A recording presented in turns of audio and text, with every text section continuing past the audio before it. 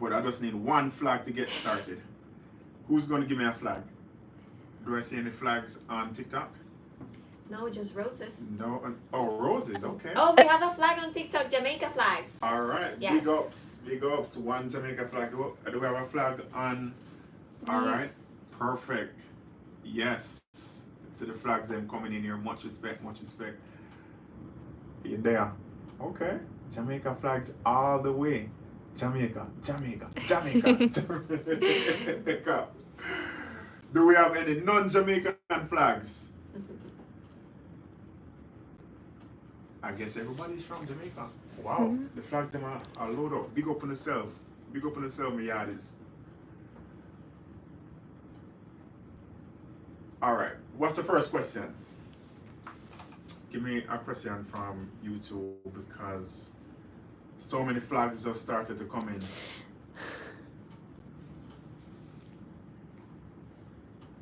Do you have any Ricardo, questions? I've been linking you at your office and you don't reach out back. No, bro, you have to call and schedule a consultation. Ricardo. Yeah, man, you have to call and schedule a consultation. I mean, the people have been just phenomenal and we literally get over 1,000 calls a day and we do between 10 to 15 consultations. So you just have to just go through the process, call and schedule a consultation, and that's how we get it going. But if you have the immigration question here today, we can definitely take a look. All right, so the first question is from Peculiar. What additional documents do you need to present to the embassy after receiving a pink paper? Well, that's a difficult question to ask because the pink paper, you have to actually read the pink paper and let us know what they're actually looking for or what type of issues or concerns that they have with your file. So we will need to know why you got the pink paper. You know, for some people, they say they either need to see more ties or you need to address an issue that happened in your immigration past, or if there was a previous overstay, or if there was a misrepresentation.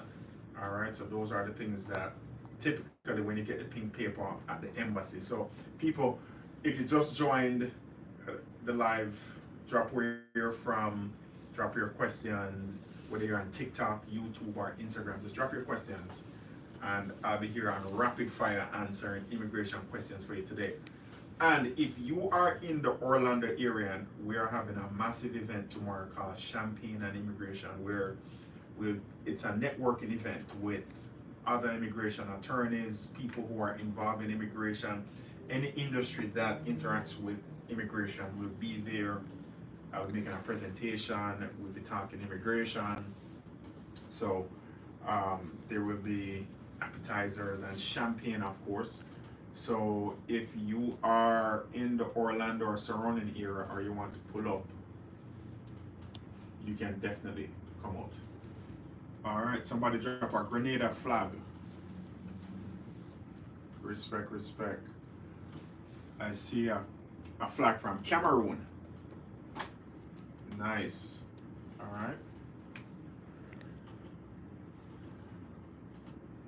How long it takes for NVC to welcome letter siblings? All right, so I'm assuming that the question is how long does it take for a sibling filing? So as you know, if you're a U.S. citizen and you're petitioning for a sibling that is outside of the U.S., that is the fourth preferential category. So it's going to be the longest wait time. I believe the last time I checked, the wait time for a sibling petition. So this is after you have filed the I-130, right? You file the I-130 as a petitioner and you will get a priority date, right? So that is what you need to go on the NVC bulletin board to see where your priority date is. Unfortunately for siblings, right now that wait is over 12 years.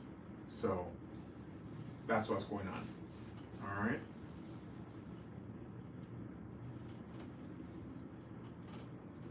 How long does the fiance application take to get approved? So it all varies. I mean, we've seen so it varies. The fiance petition, right, which is the K1 visa.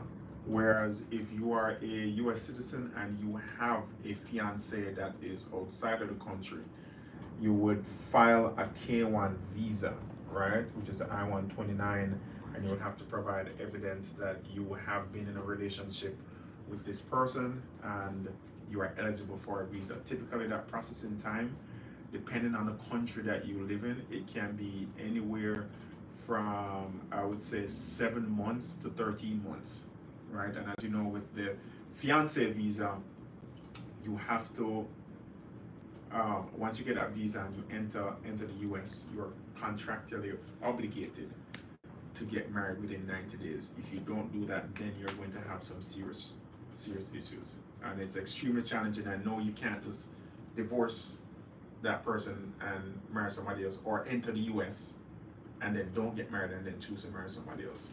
So that's an FYI. How long does it take for USCIS to respond to evidence? It varies on your case.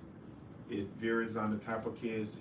It varies on the officer, the field office. But typically, I've seen it anywhere from 1 month to 90 days.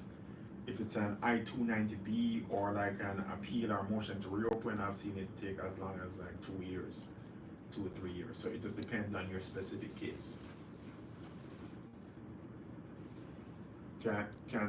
Can someone in filing still apply for a visitor's visa?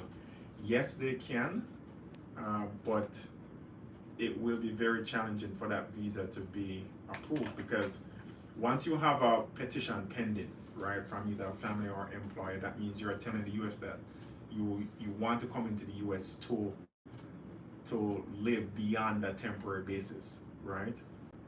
So if then you go after that now and file for a visa, whereas the requirement for a visa is that you're going to the US temporarily, well, no, that's going to create a conflict. It's called dual intent, right? You have one visa which says that I'm coming here to work or I'm coming here to live. Then you have another visa that says, okay, I'm coming here to be a tourist. So it's going to give dual intent type of vibes, which is very difficult to overcome. Not impossible, but difficult.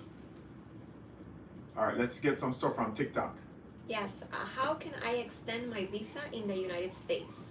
All right, so to extend your visa in the United States, you definitely want to file your I-539 before your actual I-94 is expired.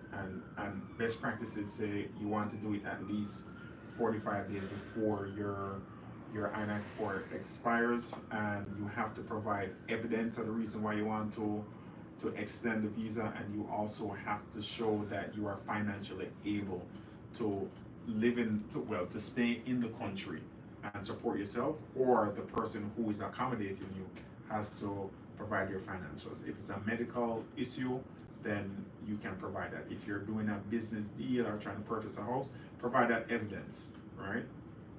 What is your average fee for a person out on bond for an immigration case and pending I-130? So somebody that is out on immigration bond and they want to do an I-130. Yes. Okay, so the question is, I am out on immigration bond and they want to know what is the price to file an I-130. The I-130 is the petition for alien relative.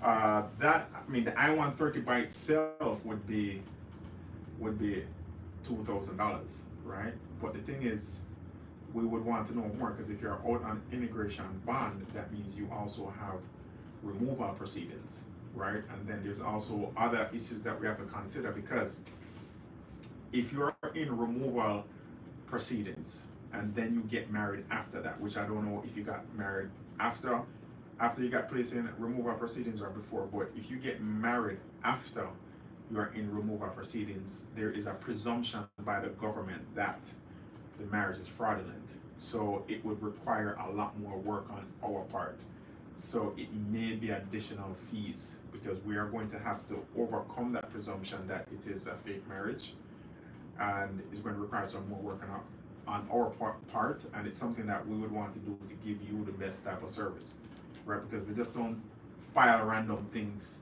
just for fun. Like if we don't think that you have a good chance, we are going to tell you. If we think that there's issues with your case, we're definitely going to tell you, or even don't take the case. So it just varies. Can my 19-year-old child be part of an affirmative asylum petition? So they can be if the reason that you're filing the asylum, right? If the same fear and persecution is going to affect that child. Can you give an idea as to how long is the consular processing fee? So someone wants to know how long does consular processing take? So consular processing is when you are doing a petition or application from outside of the country, and it really varies. It varies from the category that you're in. If it's family based, there is F1, F2, F3, F4, and if it's employment, it varies. So it just really depends on which filing you're categorized on. It can take like a marriage-based filing right now, which is an F1. Consular processing that can take anywhere from 9 to 13 months, right? If you are a sibling, it can take 12 to 15 years. If you're an E2, or if you are like an E2 visa, or if you're an athlete on an ORP1 visa, it can take 3-4 months. So it just really depends on the type of petition or application that you're under. Can you get approved for a J1 waiver without being married? Yes, you can. So there are different types of J1 waivers. So the J1, if you have the 2-year home requirement, there are different types. The most popular one is no contest, which you would have to file with the government of your home country, but you don't have to get married. Anything on YouTube? Yes. All right. All right. Marsha Lee says, what is an alien number and what is it used for? So the alien number is the number that you are assigned once you have filed any type of immigration petition with USCIS, and it is used as your identification number for any type of filing that you do in the future, and you will have that number assigned to you for as long as it takes for you to become a US citizen. Okay. So it's used to locate any immigration case. Perfect. Shani says, can you get approved for a J1 waiver without being married? Yes, you can, and this question seems to be very, very, very popular. So you can get approved for a J1 visa without being married, because there are like 4 or 5 different type of waivers that you can file. The most popular one is no contest. There is also a hardship waiver. So no, you don't have to get married. So if you've just joined us today, we're doing more lives. You can drop your questions and I'll see if I can get to them. We're going to do them rapid fire. And if you are in the Orlando area and you are a professional, if you're an entrepreneur, come and join us tomorrow at Debonair Super Club in downtown Orlando. We will be having an amazing networking event called Champagne and Immigration. It's hosted by my law firm, but you'll have so many other immigration professionals in real estate. So one cool thing about doing real estate and immigration is that you can use real estate as a means of getting an immigration benefit through the E2 visa, the EB5 visa. So those are things that we will be discussing, right? You can use a business in order to get an immigration benefit. It does not always have to be marriage. It does not always have to be through your child. It does not always have to be through a family member. There are other ways that you can transition and become a U.S. permanent resident or a U.S. citizen eventually. So these are things that we will be discussing. It's a networking event, very relaxed, very chill. It's from 6 to 9. So come out. It's Champagne and Immigration. So drop your questions in again for the 10-year green card after receiving the 2-year. So basically this person is asking, all right, so I received my 2-year green card, which is a for an interview. I mean, it has been dropping. I've been having more and more clients who, once we send in the evidence, then there is no interview, right? But if you and your spouse that you got married to get that conditional green card, if you are not together, if you are divorced, if you had a child outside of that marriage, best believe main types of investment visas. You have the E2 visa and you have the EB5. With the E2 visa, you have to own, or you have to be investing in a new or existing business to where you're 50% owner, right? And that investment has to be relative to the industry that business is in. So say for instance you are investing in a marketing company, right? That marketing company, that investment is going to be different from a medical company. So we've seen the investment for the E2 visa range from $40,000 to $250,000. So there's no real requirement, but it just has to match what the market standard is for that type of business, and it has to be irrevocably invested, meaning that if you are investing into this business, no, you cannot just transfer money to the business account and then take it out back once it gets approved. No, that money has to be used and it has to be at risk. The next investment, and it's an E2 visa, whereas it doesn't lead to a green card, but you'll be able to live in the US, you'll be able to work in that business, you'll be able to bring your children that are under 21 and your legally married spouse, right? And you can renew it for as long as the business is profitable, beyond just being marginally profitable, right? The EB5, right? You have to invest. So the EB5 goes directly to our green card. The EB5 is, but if you are in a non-T area, it has to be $1,050,000. But the good thing is that you get your green card relatively fast once you show the investment and you show that it's creating 10 jobs. So if you have the money, that is definitely the investment visa for you. Another visa that could be considered an investment visa would be an L1, which is where if you have a business, say in Jamaica or in a foreign country, and you want to bring that business here, and you can start that business here and transfer executive level employees. All right, the first person with the question and the flag. If you're a green card holder, so this is for Adi Clip. If you're a green card holder, can you go to Jamaica and get your child a visitor's visa? I mean, there is a possibility. I mean, that child is going to have to do their own petition, and you being a green card holder doesn't help or hurt the situation. You know, sometimes it may hurt it. Depends on if you had overstayed, depends on where their other parent is. So all you have to do is just go and apply or just petition for them. But I've seen it go both ways. I've had clients do it and the visa and their child's visa got approved, and then I've seen other clients do it and that visa was denied because they think that the child is coming to the country to overstay. So it really just depends. Give me questions with flags. I want to answer a question. I mean, I'm going to answer most of the Jamaicans, but I want to say a non-Jamaican flag. Do we have any non-Jamaican flags on TikTok or YouTube? No, at the moment, no. But we have a lot of questions, a lot of new questions here. I love my people them though, so I'll still answer. All right, so let's get some TikTok questions. Okay, can I file an EBA1 on the basis of having accolades as a political science student?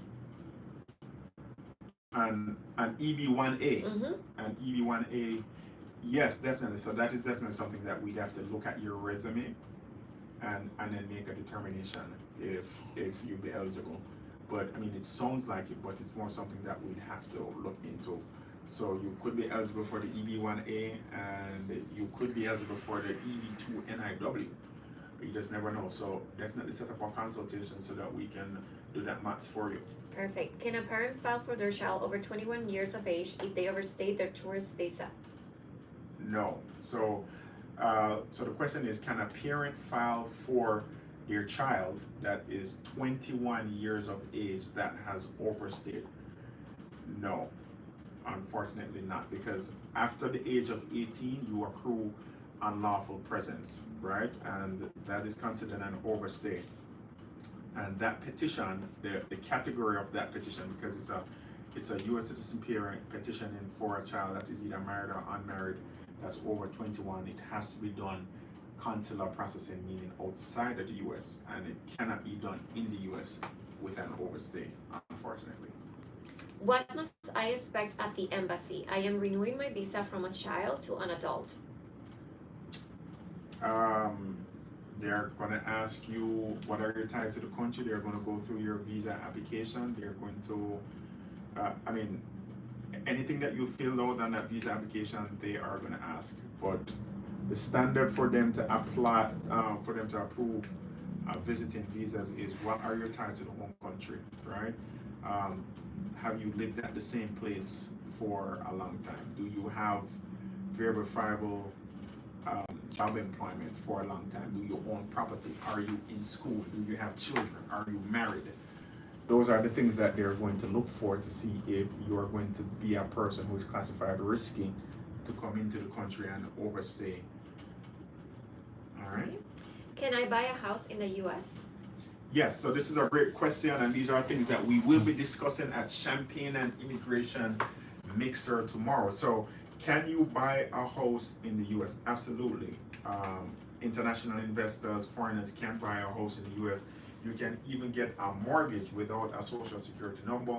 Typically, they require a 30% deposit. It's actually, it tends to be based on the loan officers and the banks that I've spoken to. It's almost a little bit easier for foreign investors and foreigners to qualify for a mortgage in the US than somebody that's living here, because really all they want to see is that you can make the 30% deposit or the 30% down payment, and that you have at least bank statements to show that you made that kind of money and you were qualified. So yeah, you can buy a house here on your B1, B2 visa. Can a person in the process for a marriage-based green card travel domestically? So if someone is in the process for a marriage-based green card, yes, you can travel domestically even if you are out of status. Typically what you will need is a valid visa. Some valid type of identification, such as your passport, right? And normally the question I get asked after that is there any type of risk to travel undocumented in the US? Yes, there's a risk just stepping out your front door.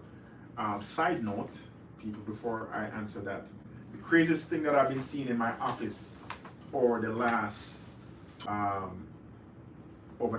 3 months, getting families calling me, hey, ICE just come and pick me up at the house, or ICE just come and pick me up at work. So keep your business to yourself. All right, I've been seeing a lot of that. So sorry, I digressed. What was I saying? Can a person in the process for marriage-based green card travel domestically? Yeah, so if you're undocumented and you're traveling, there's always a risk just stepping outside of your house, but it's a low risk. So yes, you can travel with a valid ID. Okay. After a biometric in VAWA case, what's next? This person is from the UK.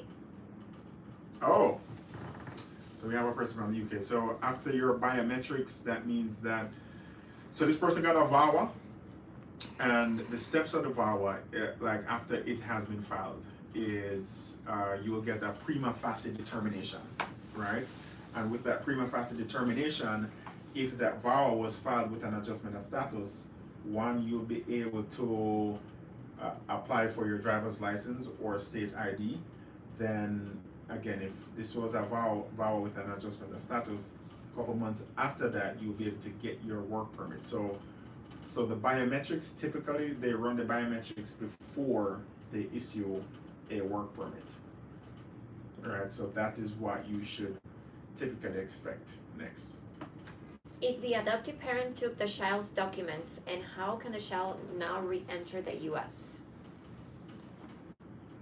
Yeah, okay, so this person is asking if an adoptive parent Took the child's documents. took the child's documents, how can they re-enter the US? Unfortunately, you're gonna have to get back those documents or reapply for them.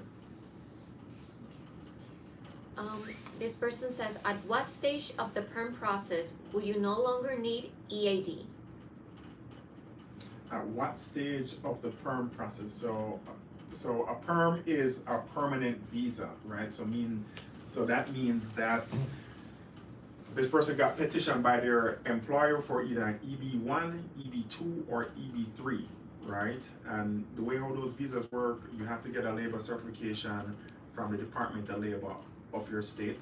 Then you file the I-140, which is the employer's petition, right? So typically that's filed with an adjustment of status. Within an adjustment of status, you will have your work permit. So anytime you're in any type of process where there's a green card at the end and you get a work permit, you will always have to use that work permit until you get that green card in hand. Have you dealt with R1 or religious green cards? Absolutely, yeah. Yeah, we do the R1, we do the EB1 for religious workers. I was actually on the phone today with a bishop of a church trying to see how we can help one of their deacons. So it's something that we do regularly. We've done it for Christian churches, we've done it for Hindu, Muslim, as long as it is a religious organization and that religious organization is is a registered 501c3, we can file for an R1 and tip people. The R1 visa is one of the fastest routes to a green card. If you don't want to seek asylum, is there another option? There are plenty of options, but we have to know your situation and know what you're eligible for. So that's something that requires a consultation, but if you have an illegal entry, right? So if you enter the US illegally and you're seeking other ways in which you can file a petition that does not involve leaving the US, the only other mechanisms that can do that is a VAWA or an S visa. So VAWA means, one, if you were abused by your US citizen spouse, your US citizen or green card holder parent, or your US citizen or green card holder child, you could file for a VAWA and that waives the illegal entry. The S visa, right? So the S visa is if you were the victim of some type of violent crime and you assisted the US and you assisted law enforcement to prosecute that person, you would be eligible for an S visa, and the S visa waives your illegal entry as well. So those are the three things that can waive if you have an illegal entry and you're like, man, I do not want to leave the US and go to my home country and have to deal with filing a waiver and getting stuck. Those are the mechanisms that can assist you. Okay, a last question, because they're asking where can they contact you, where can they make a consultation, what to do, please. I need your help. I don't see my children for over more than 10 years. That's definitely something that needs a consultation. And for everybody that's just joining, again, Attorney Sekou Clarke, I really appreciate you on YouTube, Instagram, and TikTok. Big up on yourself. Ways to contact us and schedule a consultation: go to clarklawgroup.com and fill out the contact us form, and our office will get it and the office will contact you. Consultations are $200 US. If you want to consult with myself, Attorney Tim Shalomo, or one of our immigration consultants, it's $200 US. And then if you want to consult in person, it is $300. And in order to do the consultation, unfortunately, the fee must be paid. We've tried it the other way before, but as you know, sometimes our Caribbean people, them don't try to go around, So we just have to do it the hard way. But yeah, clarklawgroup.com. Or you can go on our Instagram page at @sclarklaw, right? And just send a DM there. don't send it to at Attorney Sekou, send it to at sclarklaw.com so somebody can reach out to you fast, and you can send a message on TikTok as well, and the team will be there to get you set up with a consultation. All right, and if you are in the Orlando area, tomorrow we're having our Champagne and Immigration networking event, which is hosted by the law firm. It's going to be a great night, talking about immigration, talking about business, and of course drinking champagne. So if you're in the Orlando area, you're a professional, and you interact with immigrants in any type of way, whether you're an employer or you're into real estate, this is the networking event for you. And it's free, people. It's free. All right, let me get more questions from Instagram. Questions with flags. How can I get my child a visa if I'm not ready to file for them? I have a green card. No, I think I answered that one already. All right. Been in the United States for 3 years, came on a visitor's visa and overstayed. What are my options in terms of getting a green card and citizenship? So this is definitely the most popular question that I get doing consultations. I have overstayed. I've been in the US for 6 months, year, 2 years. What are my options? So unfortunately, right? And I hate starting sentences with unfortunately, but the reality is, once you have overstayed, a lot of options have come off the table for you to transition, because you cannot transition from entering on a visitor's visa, then you overstay, and then transition back onto another visa, right? It has to be a mechanism that is an immigrant type of visa. So it has to be a petition from a U.S. citizen child that you have that is 21 years or older, or it has to be from a U.S. citizen spouse, or it would have to be under VAWA, where you were either abused by your U.S. citizen or green card holder parent, or child, or spouse, or it's an S visa where you have been a witness, where you have been a victim to some type of crime and you're helping law enforcement to prosecute. So those are the ways if you are out of status. If you were in the US for a year or under, you could have done asylum, but you've been here for 3 years. So those are the ways. So, if you are in status at the moment, make sure you get the right questions and ask the right questions to get the right answers. Because once you go out of status, the options become significantly less. And as of right now, there isn't any type of amnesty. There's no such thing as an amnesty going on right now. We hope President Biden can do it before he leaves, because if he leaves, because we know if he leaves and there's another government by Mr. Trump, it's going to be a complete different immigration situation. So make sure to sort out himself. YouTube, what we have on YouTube? YouTube, we got a lot of questions. Okay. So it says, should a green card holder who had to renew their card apply for N400 instead? And how long is it going to take for N400? All right, so this person is a green card holder and they want to renew their card, right? Yes. Okay, and they want to know, is it better to just apply for citizenship?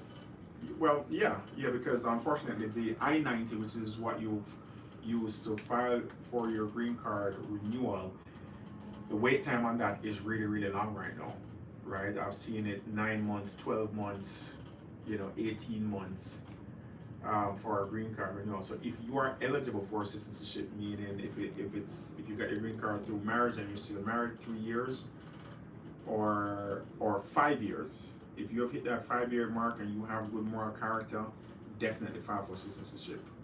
And because it's an election year, we've been seeing people getting their citizenship interviews in 3 months, 2 months. So now would be the time to do it. Definitely advise for you to file for your citizenship.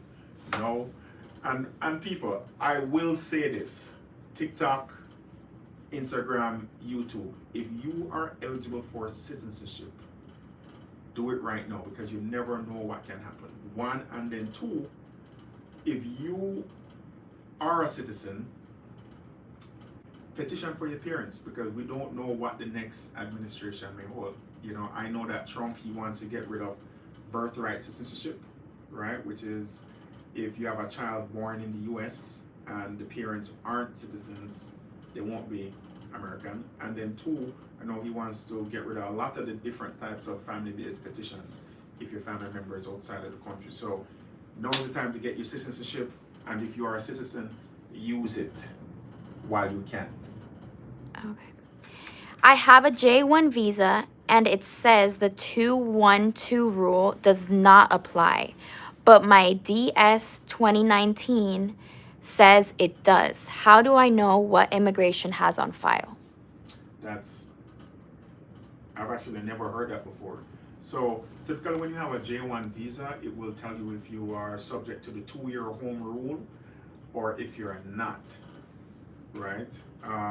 But the question is, this person is saying that on their visa it says they're not subject to the 212 home requirement, but then on their DS260 it says that they are. I've never heard that before, so you definitely might want to file a FOIA, a Freedom of Information Act, and that will give you the most accurate information. You pay the fee, and it will take like anywhere from 3 to 6 months for you to get a response. This is a message. It says, "You are doing a great job, brother. Never stop. Knew when you started, and you have made great strides." I appreciate that. I always appreciate the love and the support, everybody. We got, can a U.S. citizen child file for a parent in the U.S. that has accumulated unlawful presence? Yes, so the question is, if you are a U.S. citizen and you have your parent that is also in the U.S. that is also in the U.S., but they have overstayed, they have accrued unlawful presence, yes, you can. Once you're over 21, it is one of the categories that can cure an overstay, which is if you are over 21 and you are a U.S. citizen, you can petition for that parent if their order status are not, just like a U.S. citizen spouse. Okay. My aunt overstayed before having her green card. Now she's legal and lives with her husband and child. I have her name on my application as the person I'm visiting. Will this affect me? I mean, they're going to look at more than that. So the question is, on their visiting visa application, the address that this person put that they're going to visit in the U.S., the person, which is their aunt, they previously overstayed but now have a green card. Well, will it affect the visa application or entry into the U.S.? And I would say no, because the person is our green card holder, right? However, if it's your mother or sibling and you have other questionable things in your background, like you don't have strong ties to your home country and you're going to visit a parent in the US that has overstayed, they are going to look into that, and it could put you in jeopardy for a denial or entry refusal. Okay.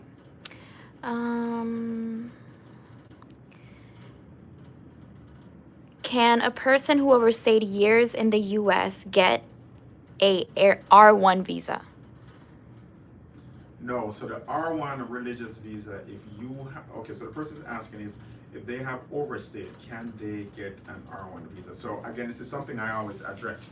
Once you have overstayed, right, you cannot go from an overstay to a non-immigrant visa, right? A non-immigrant visa is R1, H1B, H2B, J1, right? None of those non-immigrant visas you will be able to transition to once you are out of status. The only thing that can cure an out of status is an immigrant visa, which is a petition from your U.S. citizen spouse or your U.S. citizen child that is 21 years or older.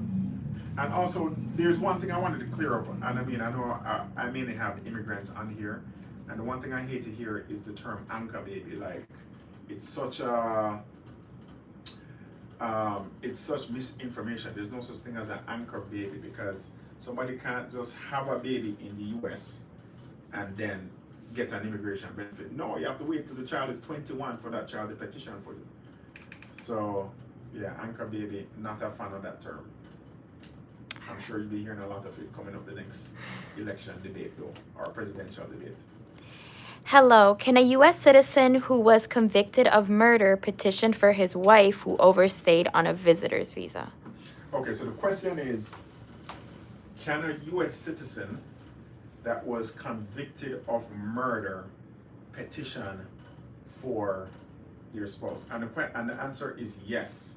It doesn't matter if the U.S. citizen went to prison, did murder, they can still petition. There's only one type of crime that if your U.S. citizen spouse has committed, they're barred from petitioning from you, and it is if they have been convicted of a crime that involved harming a child, right? It's called the Adam Walsh Act, right? So, trafficking, prison, murder, they can still petition for their U.S. citizen. A U.S. citizen can still petition with those type of convictions for their immigrant spouse.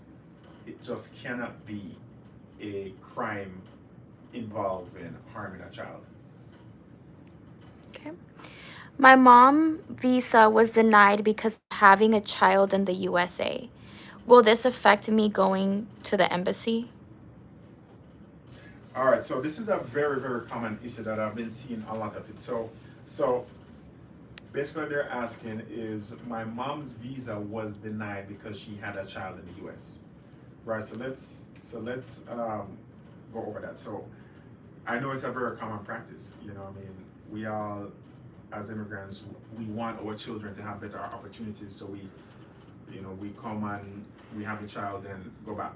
So what's happening now is they tend to cancel the visa if you came here, right? And if one, you told the officer that you were not pregnant, or you were hiding that you were pregnant, that's called a misrepresentation, right? And your visa will get canceled for that. But the more serious issue is if you came and had the child and used public funds, like used Medicaid, or you racked up a hospital bill and left and did not pay it, right? They will cancel the visa. So will it affect the child? The other child that was not born in the U.S. It could. It possibly could. I mean, I would say it's 50-50. Still definitely try to, make sure you have evidence to show that you can support yourself, that you have ties to your home country, etc., etc. Is it safe to travel to Jamaica on my combo card while waiting for my green card? Absolutely. So the question is it safe to travel on a combo card? What is a combo card?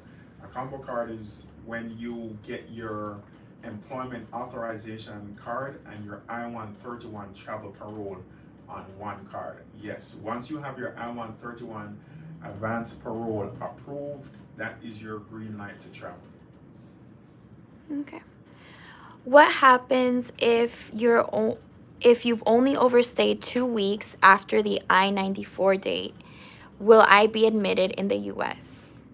There will be questions and there will be challenges. Any overstay, if it's even a day or two, and you don't have a valid reason for that overstay that you can corroborate, that you can line up with evidence, you're going to have challenges. Challenges that you can overcome, but just know that there will be challenges.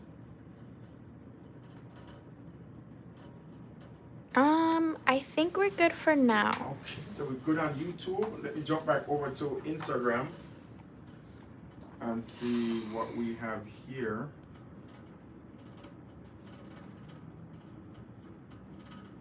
I think this is a Haitian flag.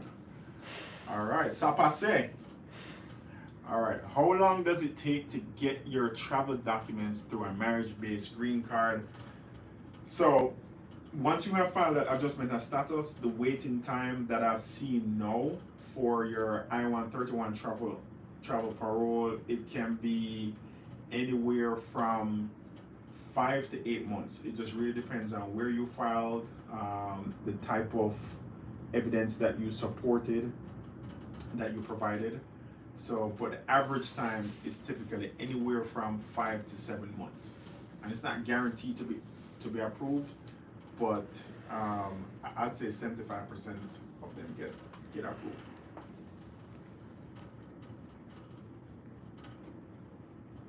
All right, so this person is asking, typically how long does it take for the EB1 or EB2 process to take? So if you are in the country and you do premium processing, so if you do premium processing for the EB1 or EB2, this is an employment-based green card application, and if you do it with an adjustment of status, once it's approved after 14 to 15 business days, if you do premium processing, then you would wait like another 6 to 7 months to get the green card. If you filed it separately, whereas you just did the I-140 and you wait till that got approved, so that can take 5-6 months if you didn't do premium processing, then it's going to take another 6 to 7 months to get the adjustment of status. So it's all depending on how you file. All right, last couple questions. All right, good evening, Mr. Sekou. I was recently accepted into Howard University. Yay. Congrats. However, despite the scholarship I have received, I am unable to cover the full tuition. I'm asking if you could please assist. Well, unfortunately, so we have a budget, because I get these requests all the time for sponsorships, and we have a budget, and we just gave out our last few scholarships recently. So, I mean, it's definitely something that we want to help in the future. So you can still send your acceptance letter and grades, etc., and we'll see what we can do. But right now, we've already exceeded the budget, you know. So keep on pushing, and I definitely know something will work out. I have a J1 visa. Okay. It's not the person's asking the question on multiple platforms. Alright. Can I list this?